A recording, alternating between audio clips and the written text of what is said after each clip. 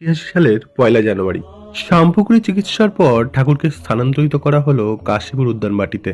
শরীর ভেঙে পড়েছে, কণ্ঠনালীর অসুখে ধীরে ধীরে নিভে আসছে প্রাণের প্রদীপ। তবে সেদিন ছিল তুলনামূলকভাবে এক ভালো সকাল। বাগানের পথ ধরে হাঁটতে হাঁটতে হঠাৎই গিরিশকে জিজ্ঞেস করলেন, তুমি কি মনে করো আমি কে? গিরিশ ঘোষের উত্তর ছিল নির্ভীক এবং দৃঢ়, আপনি ঈশ্বরের অবতার, মানুষের দুঃখ মোচনের জন্যই পৃথিবীতে অবতীর্ণ।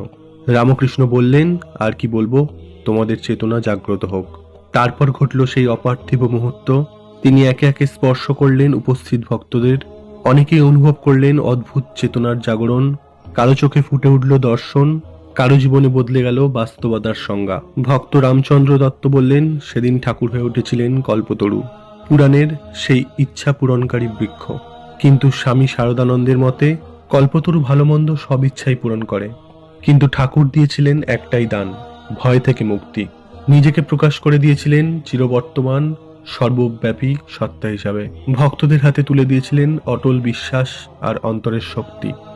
1886 সালের অগাস্ট মাসে ঠাকুরের মহাসমাধির পর থেকে এই দিনটা উদযাপিত হয় কল্পতরু দিবস হিসাবে।